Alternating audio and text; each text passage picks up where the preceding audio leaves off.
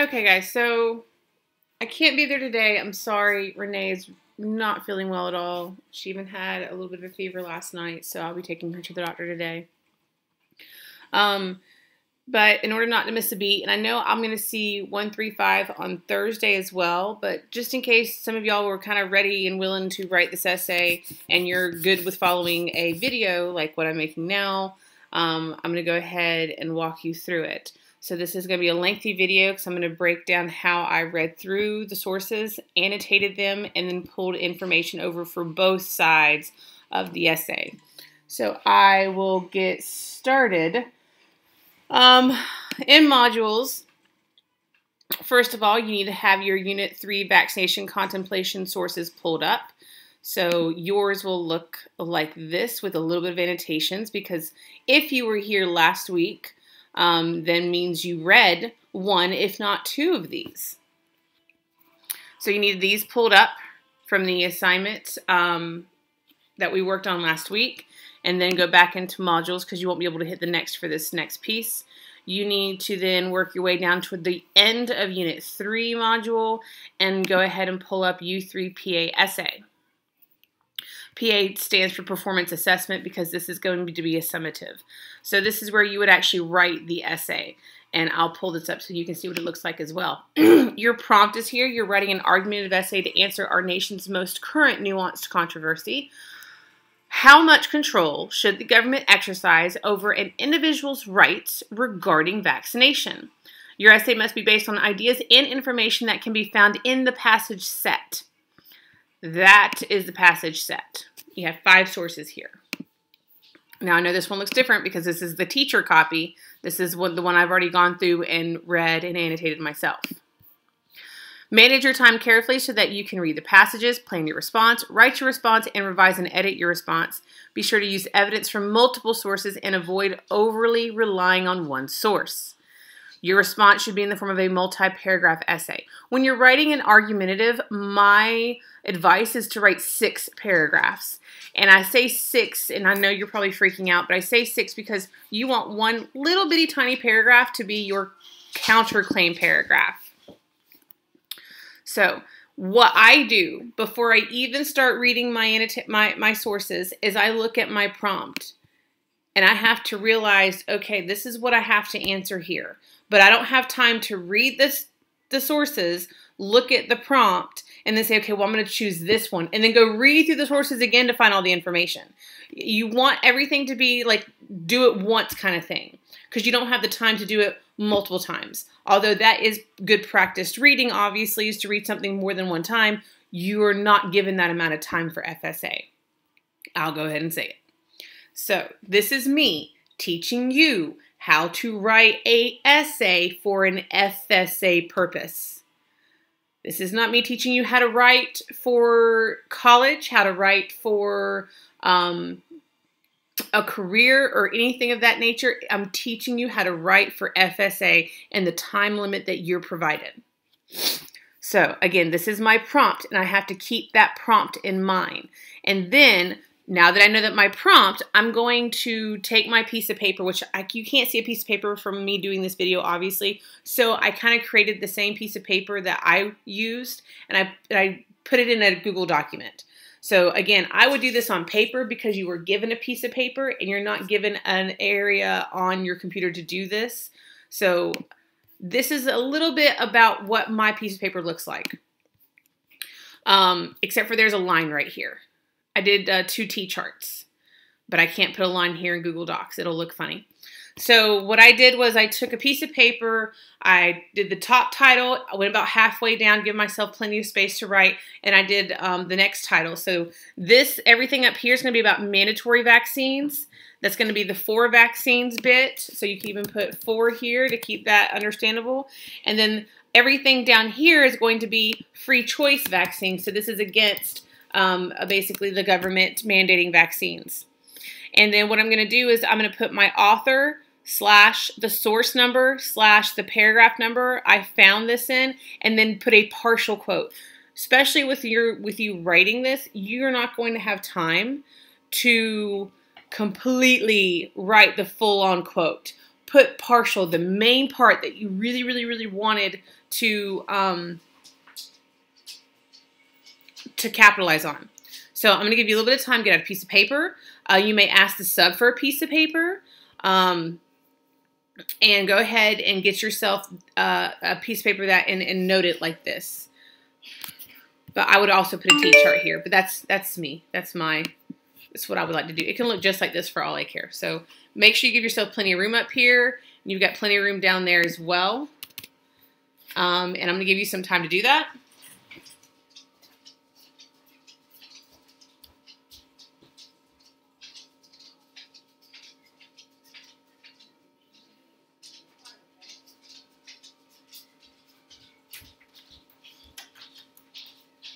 Okay, so if you need more time, pause the video and continue, and we're going to get right into this.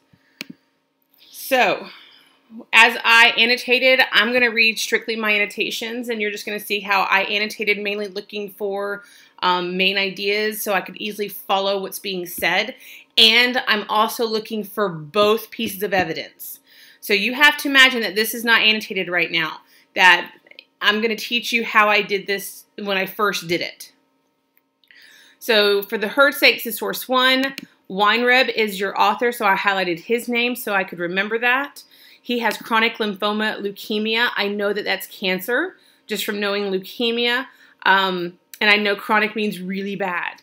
And so he had a transplant, and then he says, my wise 52-year-old white blood cells replaced by bewildered low-functioning cells from an anonymous European donor. So he was calling his cells wise because of him living here in the nation and being exposed to our environment, and that they built up an immune system, and then they were replaced by low-functioning, bewildered cells from an anonymous European donor. So he's saying his blood cells were smart and the donors were not.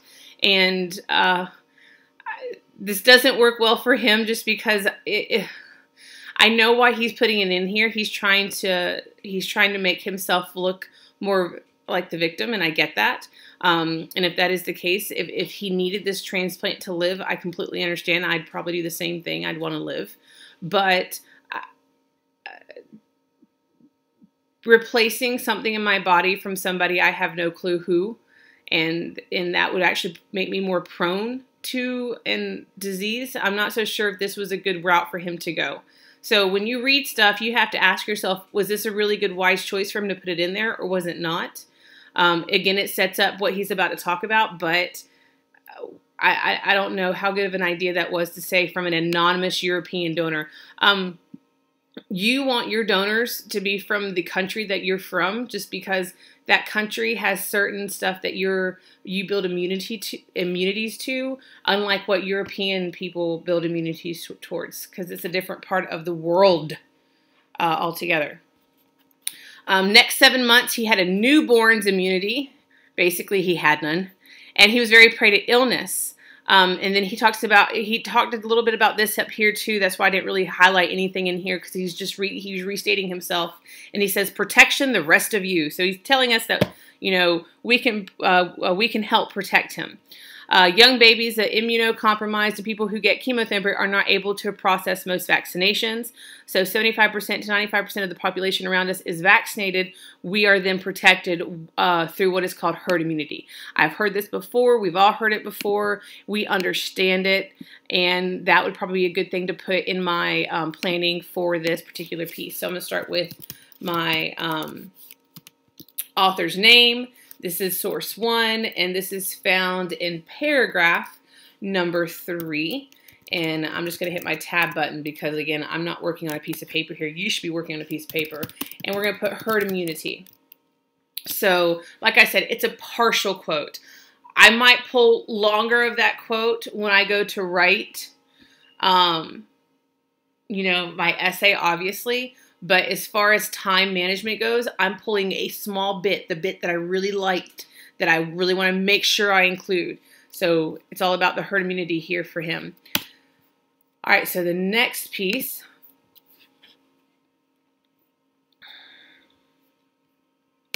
Clarence. Strange, isn't it? Each man's life touches so many others. So he talks about the Clarence, the angel from It's a Wonderful Life, and he uses that to kind of put in your mind that because we touch each other's lives so frequently, if we were to protect each other by protecting ourselves using vaccinations, then less people would get sick, is basically what he's saying.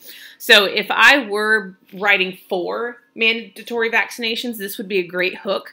I don't like coming up with my own hooks. Sometimes that is too difficult. You are giving a lot of sources. These writers get really creative sometimes. This is a pretty neat thing, and you could actually open it up with...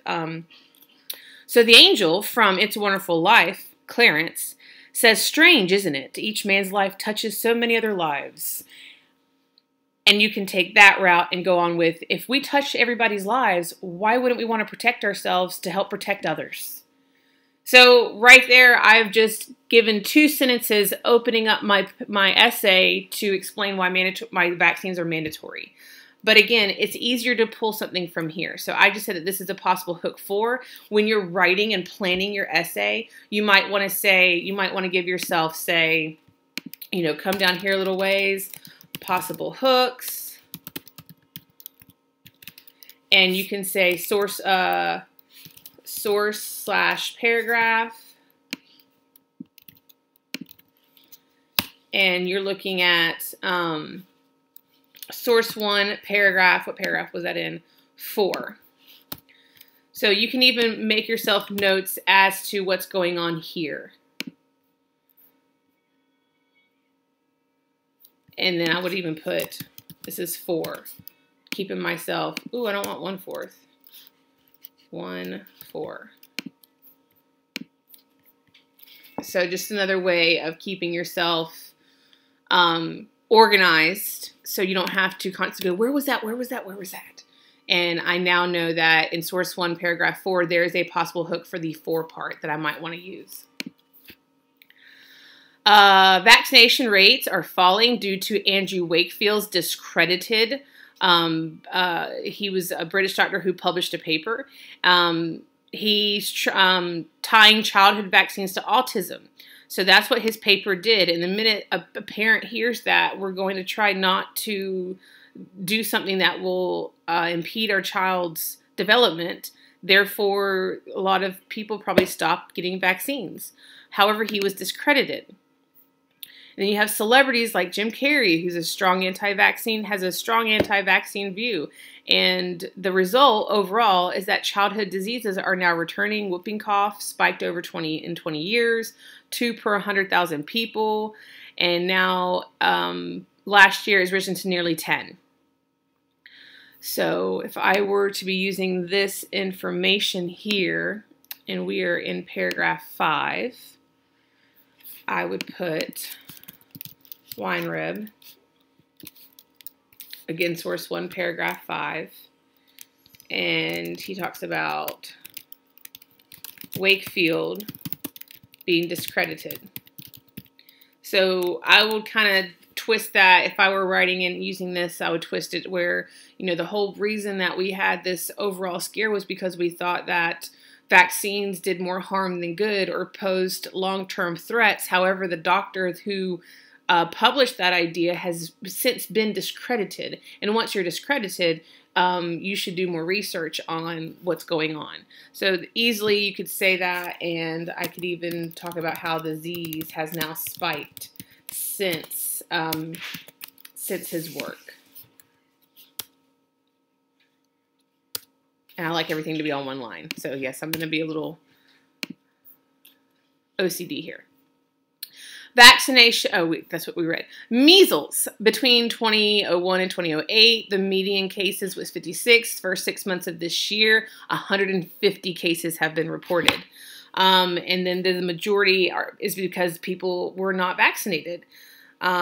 So that could also help again with your proving of the discredited stuff and just showing the spikes and the rises.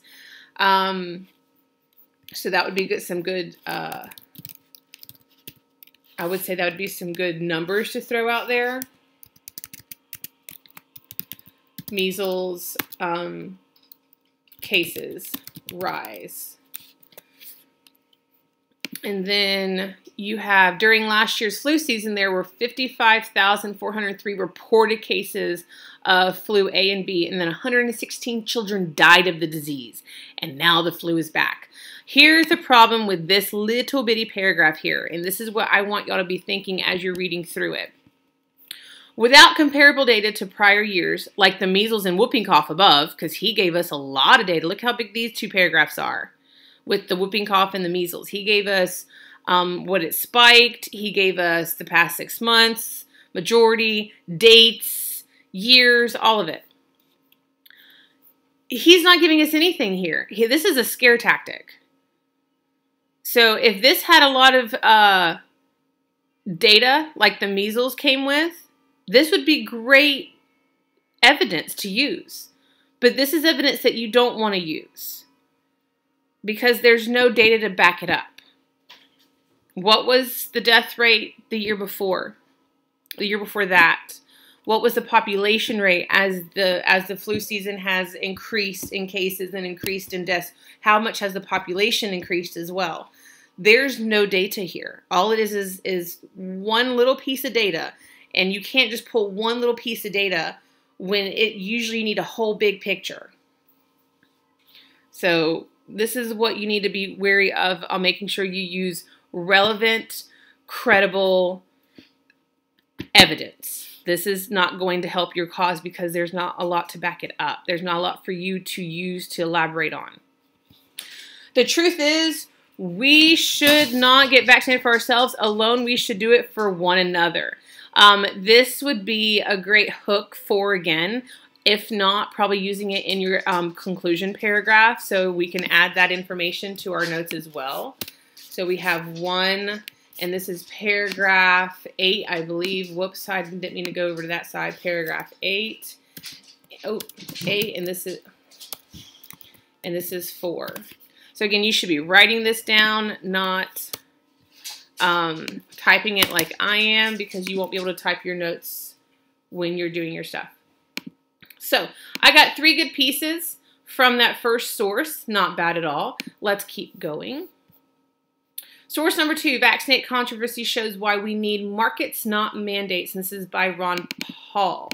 And you're going to use his last name predominantly. So if he were still a practicing OBGYN, he's a doctor, therefore a credible source. He's not a practicing doctor anymore, but he's still a doctor. You could still say Dr. Ron Paul. And one of my patients not going to vaccinate their child, I might try to persuade her to change her mind. So he's going to try to persuade his patient on a level of, patient-doctor confidentiality and what's going on as far as that vaccine goes and why she should get her child that vaccine.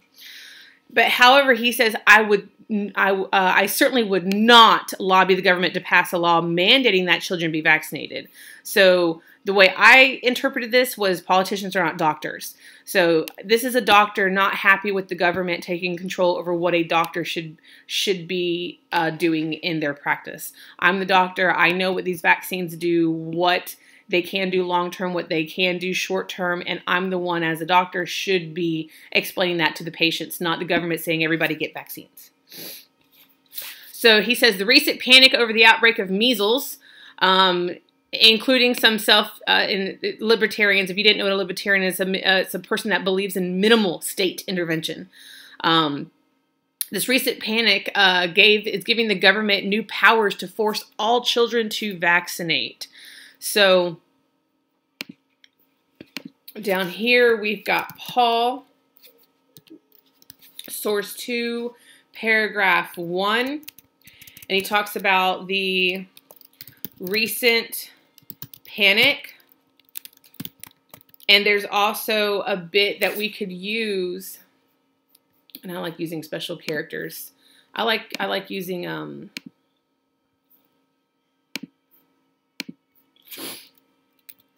and I have elaboration on politicians, not doctors.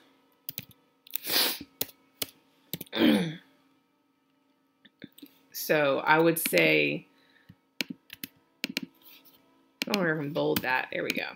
So my elaboration on the recent panic would be that politicians are not doctors. They shouldn't, a panic should not give power, so on and so forth.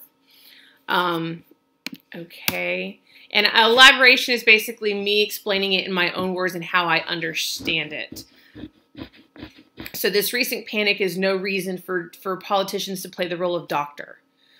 They should be encouraging you to go to your doctor, to go talk with your doctor. Doctors putting more information on websites, having more in-depth conversations with their patients. Those are all elaborations that I'm coming up with at the top of my head that I could use there. A recent panic does not give the government, a reason to control more. It gives you more of a reason to go see your doctor, to go get the understanding from your doctor overall. Paragraph 2. When in history has a limited infringement on individual liberty stayed limited? Supporters of mandatory vaccines are opening the door for future infringements on health freedom. So infringement is basically somebody keeping you from doing what you want to do or telling you you have to go and do something no matter what. So even though this is looking to be limited because it's only talking about mandatory vaccines, when you open the door to one thing, it tends to open the door to other things. Basically, if you give them an inch, they will take a mile. That's the phrase, the quote that comes best to mind when I hear about that. So we have Paul again. That's source 2, and that is paragraph number 2. And he talks about a limited infringement not staying limited. And I know that's not an exact quote, but it's close enough for me to know what I was thinking when I read that. So, if the government can mandate children receive vaccines, then adults should receive vaccines. If it is the law, why shouldn't police officers be empowered to physically force resistors to receive a vaccine? The fear of infections from the unvaccinated justifies why shouldn't police officers fine or arrest people who don't wash their hands or cover their noses or mouths when they cough or sneeze in public. So basically, this is an author who likes to ask questions that are basically answered without him actually answering them. So it's the if and then question scenario. I really wouldn't pull any of that for evidence, to be frankly honest, just because it's just, I mean, it's a neat way he writes, but it's not something that you could really use. Now, you can take that without taking his exact words and use it for your elaborations, because it should kind of open your mind a little bit to what he's explaining. Instead of making vaccines mandatory, there's another way, because if we make vaccines mandatory, then that means there should be consequences for disobeying the law of a mandatory vaccine. Paragraph 4 talks about encouraging political influence to expand the amount of vaccine mandates by giving them a captive market. I probably should have had that annotated. There we go. And then talks about how the Texas governor signed an executive order forcing 11 and 12-year-old girls to receive the HPV vaccine, even though most girls are not at risk. Revelations that the governor's former chief of staff was a top lobbyist for the company that manufactured the HPV vaccine. So this is not good when politicians have their hands in vaccines and in certain companies that make vaccines. That means they're going to push the vaccine more because it's going to make them more money. And that's not the best thing to do. So this kind of goes along with the whole politicians are not doctors. So you could add Paul to, this is paragraph 4.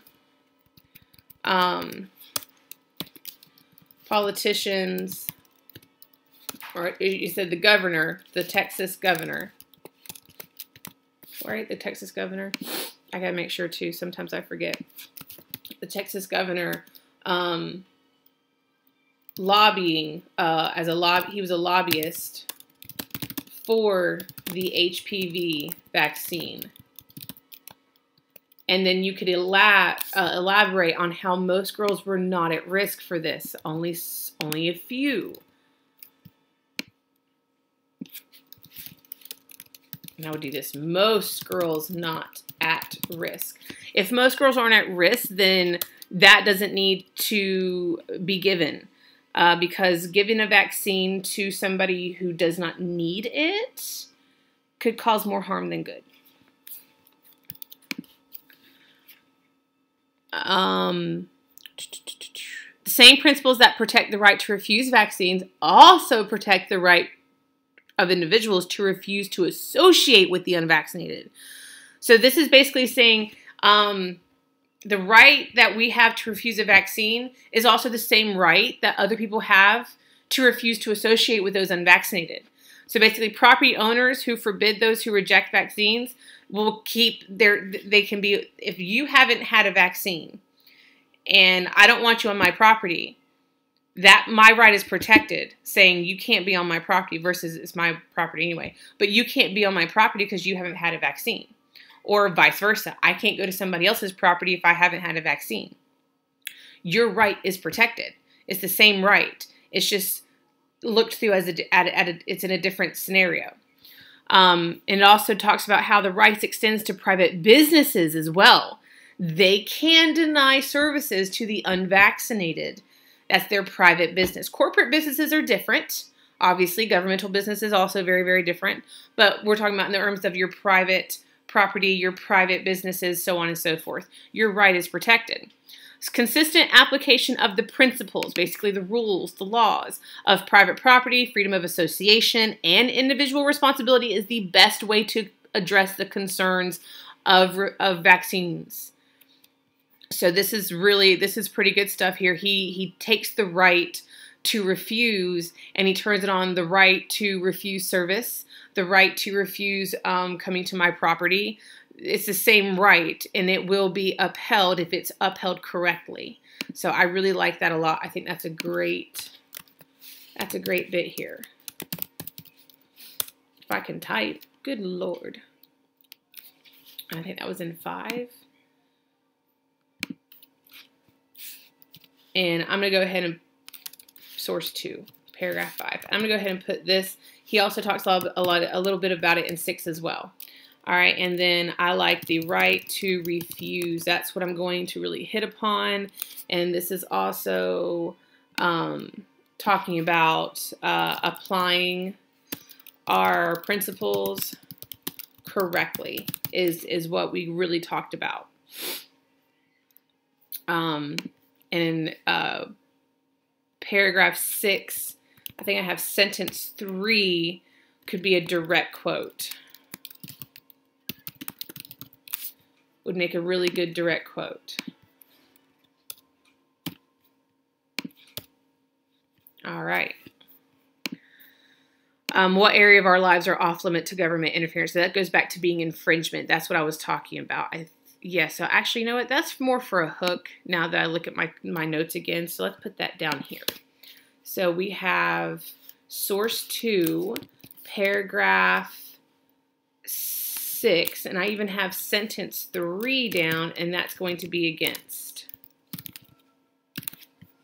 And I'll take that part off. We don't need that there. It's going to bulk up our stuff anyway. All right. That actually looks a lot more neater that way. With it all the way at the end there. Ooh. Okay. All right. Let's go on to the next one. All right, we are at source 3. Laws are not the only way to boost immunization. So this person's going to be 4. It's written by Nature. I'm not so sure about what that is, but we're going to go with it. Widespread immunization is a vital tool for public health. The post-Soviet Union states, so I know I'm in Europe here. I am not in United States of America. Makes vaccinations for many diseases mandatory, whereas the majority do not. So French is going to be a case study for these debates. The new French law is babies born after January 1st be vaccinated in their early years against 11 diseases. And then it goes on to list all these diseases that is part of that 11. Before it was just diphtheria, tetanus, and polio. Which my kids have those shots as well. They get vaccinated for that, thank goodness, because Jack punctured his foot at Salt Springs on something metal that was all covered in rust, and that's what a tetanus shot is there to do, is because those kind of bacteria is not good for you. So he already had his tetanus shot. He was good to go. All he needed was some antibiotics. Those that haven't had their immunizations will be refused admission to nurseries, schools, and camps in France. So they're making it mandatory, but they're also boosting it by saying if you don't get this, you cannot be admitted into certain nurseries, schools, and camps in France. A little excessive, but I understand what's going on here. And this is written by Nature. This is source 3, and that is found in paragraph 3, and it's talking about refuse admissions. And I'll have to go back if I want to kind of go back into that a little bit more intermittently. All right, so going back over to our stuff here.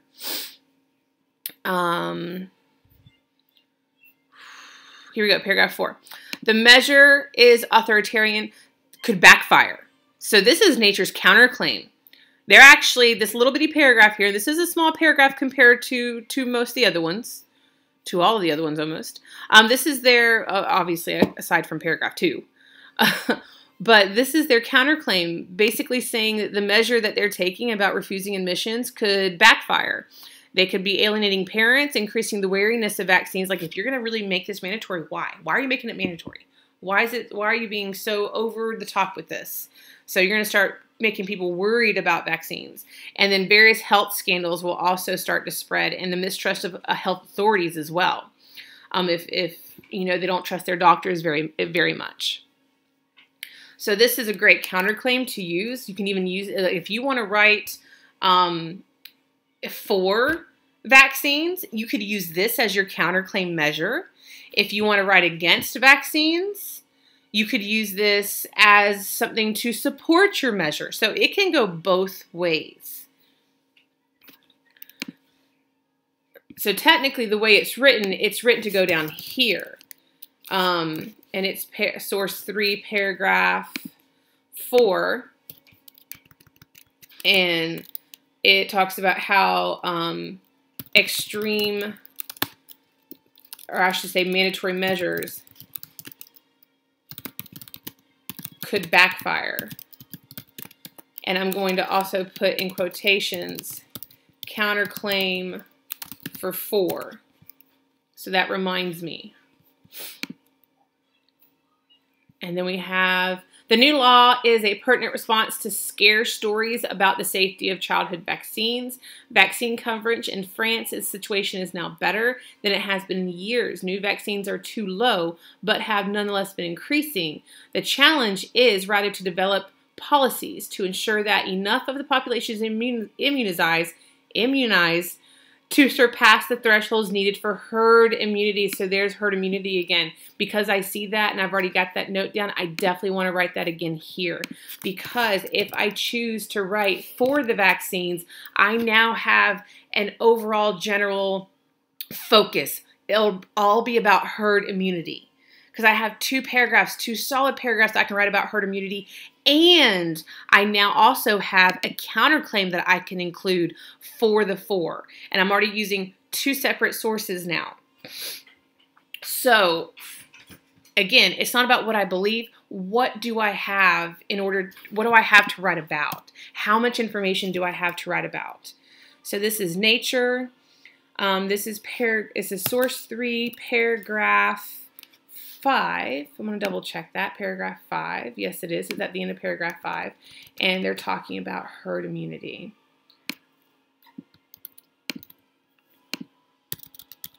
Okay. All right. Going back here. Societal hesitation about vaccination between anti-vaccine groups and ignorant populations. That word means stupid. So, ouch. They kind of threw low blow there. And scientific reason in public health promotes an unproductive and sterile controversy, obscures complex issues, and the fundamental role of building trust in healthcare institutions and information from government and scientists. I wouldn't use anything in here just because it's kind of calling people stupid, and you don't want to do that. Practical problems that France faces is the often poor follow through of booster shots. Only 8 in 10 babies get the MMR booster for mumps, measles, and rubella. And then it kind of goes on to say, contributed dozens to a few hundred cases annually to an epidemic of several thousand cases in 2010-11. Now, notice I didn't highlight this because I highlighted it up here. So it talked about the booster shot. For those 3 things, measles was the big case, and then in 8, it goes into detail about what that did. So without having that booster shot, measles, there was an epidemic of several thousand cases in 2011. The French government's reaction is childhood vaccines mandatory is simplistic. Make it simplistic. Administrators greater responsibility to work patients hand in hand with healthcare workers and the public. And the multiple studies show that simple reminders for vaccines have a high impact on compliance and coverage. So make it simple. If it's simple, we won't question it as much. When something seems so simple, it makes sense. So when you have a simple instructions, you're not likely to question it. But when you make something really complex and obscure, that's when your brain starts to question, why are you making this so hard and difficult? What are you doing why are you being sneaky almost? So if you make it simple and you make it clear to understand for your community, for your public, that makes sense. So up here, Nature, source 3, paragraph 8, and I'm going to write lack of so there's a couple things here that I like. Lack of vaccines, a vaccination, epidemic of measles. And then I'm going to talk about, and I'm going to fix that in a minute, simple reminders. So basically, not wanting to do that. Simple reminders. I don't want it bolded either. Come on, Brandy. It's simple. Keeps the public calm. You keep it simple, you keep the public calm, and people can then understand what's going on. You know what I'm going to do? I'm going to make this go down here and go directly below it. Okay, so that makes more sense. There we go. That looks better.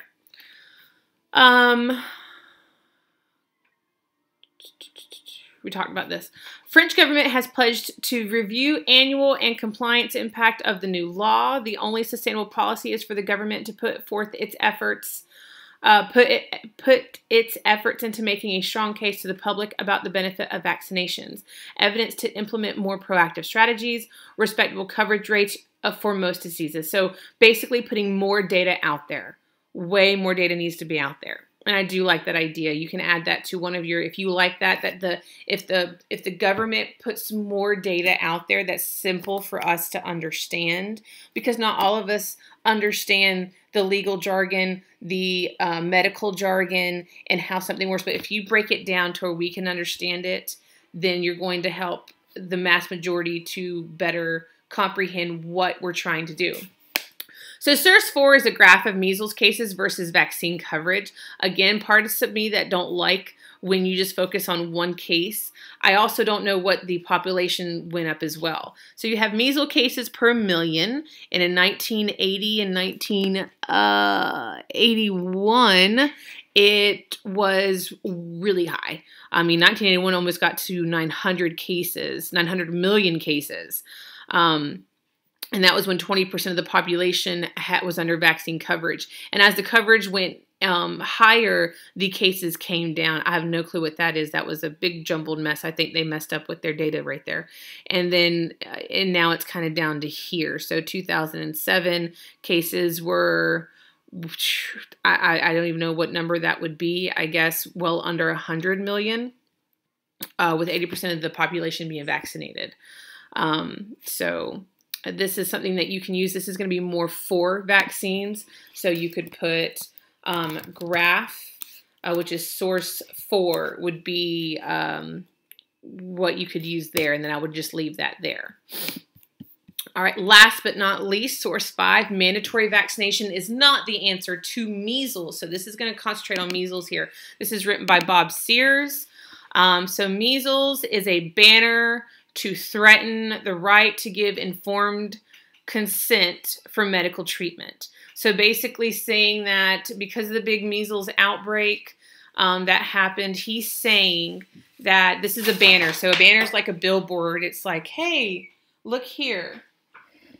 And instead of giving that informed consent, you know, a doctor asking me as a parent, do you give the consent for your children to have this vaccine? They wouldn't have to do that. They can just give my child any vaccine that they wanted, kind of thing. Is vaccination a medical treatment which should fall under the protection of informed consent, or does the government have the right to force them on every American? This would be a great hook to go against. I like it. And so I'm going to put that down here. So we've got, this is source number 5, and we are in paragraph number 2. I really don't need to put the sentence for this one because it's not hard to find. It's a small paragraph. So we got that now.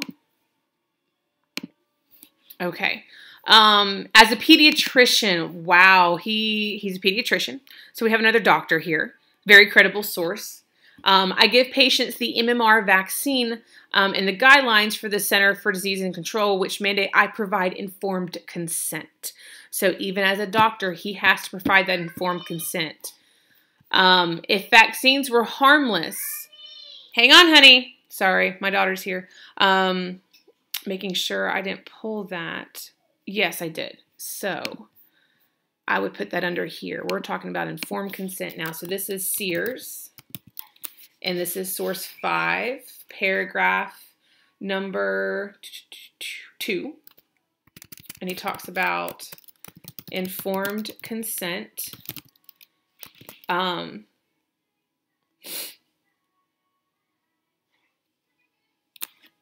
then the definition, he talks about the definition is in the same paragraph. And this is a symbol for paragraph that I use when I'm typing it. There we go. Hang on, honey. You're going to have to wait. All right. So, if vaccines were harmless to every single person who received them, then I could understand putting this decision in the hands of our elected officials. 2 salient facts.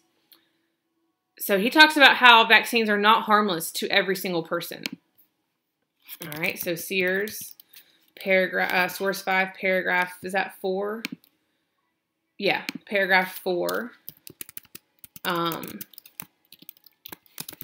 Vaccines are not harmless to every single person.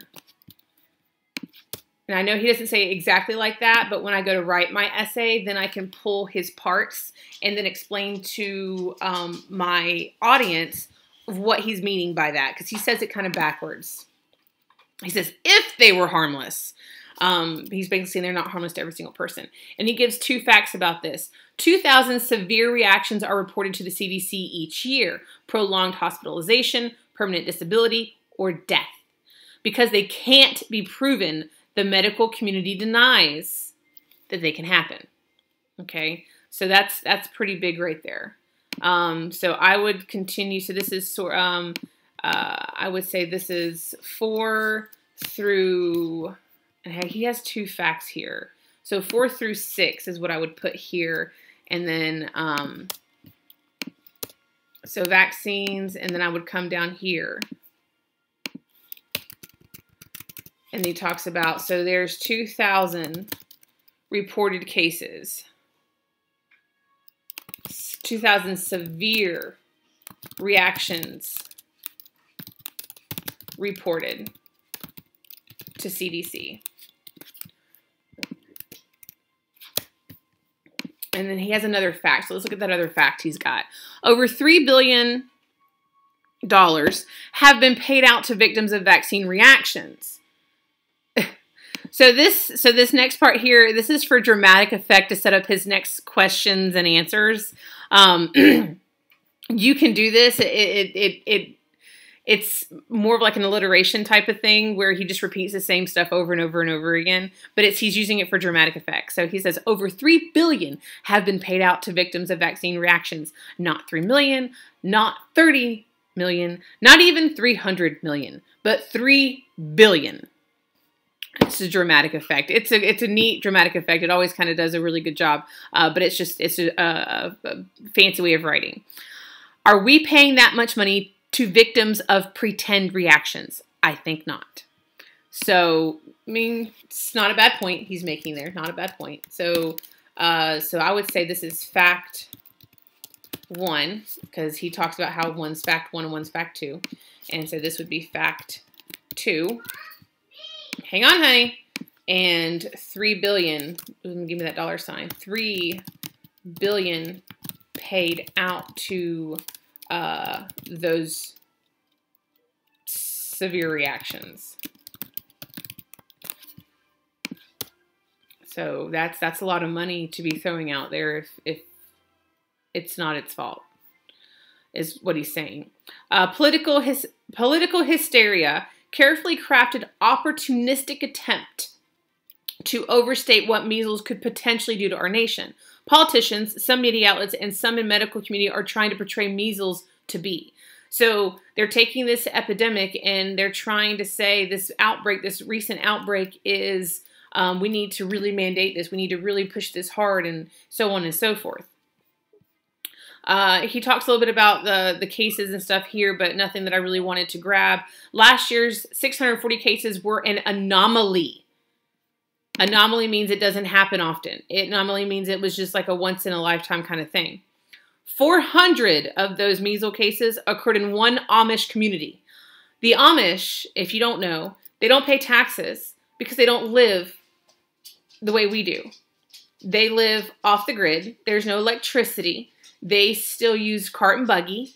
They still use hand tools. There's no power drills. There's no TV, internet, nothing. They don't get to call 911 if they have an emergency. They figured out themselves the way that people back in the day before the technology hit, an industrial culture hit. They do it way, way back in the day. So 400 occurred in that Amish community. So somebody got it, big outbreak. There's nothing they can do about it because they're not going to go to a doctor or a hospital. 100 cases hit an unvaccinated church community in Texas. So it just happened to be a community that was unvaccinated and it did spread. So that's 500 cases right there alone of the 640 cases. It's measles, people. It's not the plague. It's not polio. It's not Ebola. It's measles. If the plague hits, let's force everyone to vaccinate. But measles.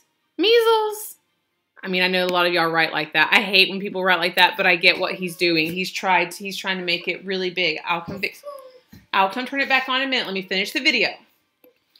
We need something a lot more dangerous than that if we are going to rob each and every patient of the sacred right of informed consent. So he goes back to his informed consent here. So how am I going to write this? We got Sears again, and I did not spell that right up here. Apologies. And this is, again, source 5, and we're in now paragraph number 13. Hang on, Renee. Give me a second. I'm almost done. He talks about it's not the plague.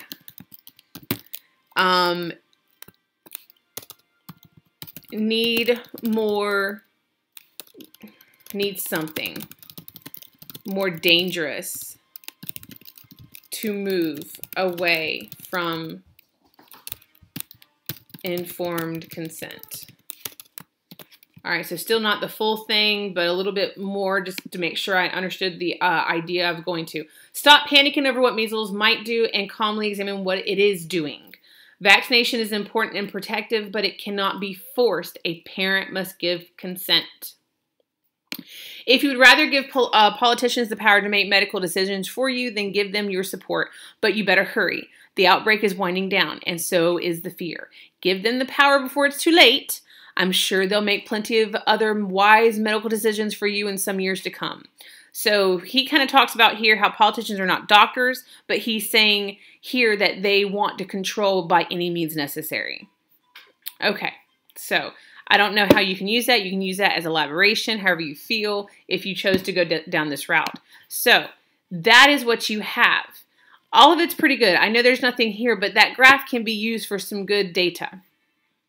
And you've got some good possible hooks here. And I'll do this so it can stay on one page for you at least. Format, column, bam. There we go. All right, so, and I'll make this underline so it stands out a little bit better as well. So you've got, trying to see more of this. You have mandatory vaccines. This is the 4. Here's your author, the source, and the paragraph of which this was found. You talked about herd immunity. We talked about Wakefield being discredited. Basically, the disease spiked and he was discredited, so we should go back to what we were doing before. And then measles cases rise. Nature refusing admissions to schools and stuff, giving it another reason to get vaccinated. Nature also talked about herd immunity, so there you got 2 herd immunities. And then Nature talked about lack of vaccination, epidemic of measles. So you've got herd immunity, talking about measles, so on and so forth. Simple reminders, keep it simple, keeps the public calm. And then you have the graph that goes for it. For against, Paul talked about the recent panic is giving the politicians more of a fear tactic, and then reminding you that politicians are not doctors. He talked about limited infringement never stays limited. Texas governor lobbyist for the HPV vaccine. Again, most girls are not at risk. Therefore, a governor having to do with a vaccine, he's going to push that vaccine because, again, he's looking to have more of a name, to more money, so on and so forth. Right to refuse, basically applying our principles correctly. So if we refuse the vaccine, then those that have the vaccine can refuse to associate with us, allow us on their private property, allow us into their private businesses. The same right protects them as well as it protects those that don't want a mandatory vaccine. Nature's counterclaim, mandatory measure could backfire. Sears talked about informed consent and gave the definition of that as well. Would be great to add in a paragraph if you used informed consent. And then he talked about how vaccines are not harmless to every single person, and he gave 2 facts. And then Sears also said it's not the plague. You need something more dangerous to move away from informed consent.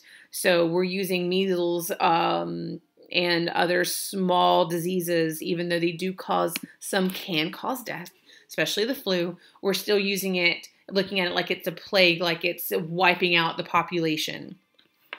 And then you had some possible hooks to use, because remember, I'm a big fan of using hooks that are already from the sources, and that gives you something else that you can pull information from the source and cite that source. You had 2 that we found in source 1, paragraphs 4 and 8, and then we found an against in paragraphs 2, or in source 2, paragraph 6, I think it was sentence number 3, and then source number 5, paragraph 2, both were against.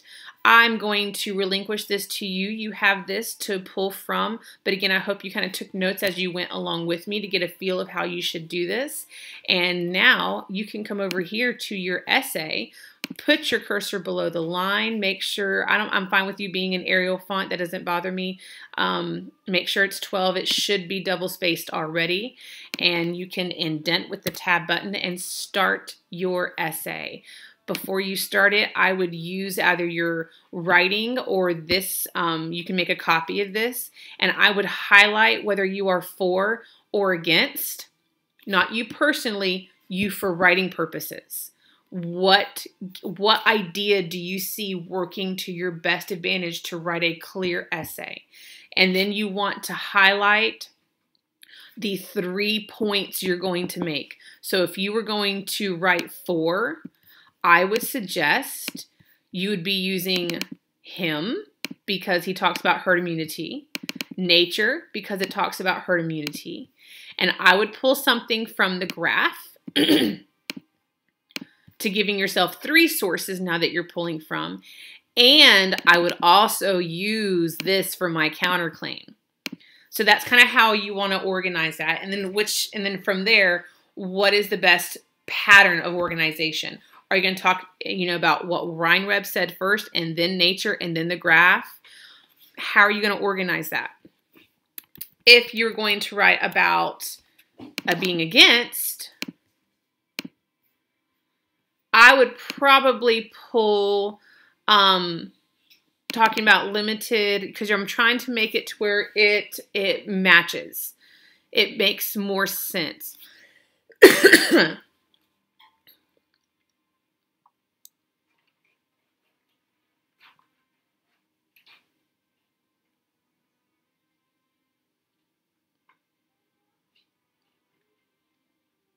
Okay, so I would, I think there's 2 ways, excuse me, you can do this. You can talk about the limited infringement, not staying limited, having the right to refuse and applying those correct principles and not letting them infringe upon us. And then that informed consent. That's you basically taking all of our rights, not being infringed upon, informed consent. You're taking this to a more of a legal matter, and you're pulling out those legal reminiscence of it. If you want to go for a scare tactic, I would then do recent panic. Politicians are not doctors. If you want to make politicians look bad, you're going for not the legal, the rights, the definitions of it, but you're going for, I'm going to make politicians look really, really bad. I would pull this, this, and this, and I would pull this bit right here. So that's what I would go with there. That's a scare tactic. So the other 3 that I showed you would be more, I'm going to go for the rights, the definitions, my rights as an American. This right here, these 3 pieces that you pull, this would be more of a scare tactic. I'm going to go for shock and awe. Okay. Those are the ways, the 3 ways I see it can be done. So notice that I can see all 3 ways that can be done. Completely all 3 ways that can be done. And all 3 could develop very well-written essays. Make sure you organize how you're going to, whichever one you choose. What's going to be the first thing you talk about? The second thing you talk about? I would work your counterclaim into either after your first body paragraph or after your second body paragraph. Never end with your counterclaim. End with your hardest hitting piece of evidence. Save your best piece of evidence for last. And then your conclusion paragraph, and you are done. So I will give you full access to this. Again, I'm sorry, it's already 9:35 as I'm making this morning. My internet was a little wonky this morning, but hopefully 3rd and 5th period's able to use this and get working on your essay. And 1st period, you will get that ample time on Thursday as well.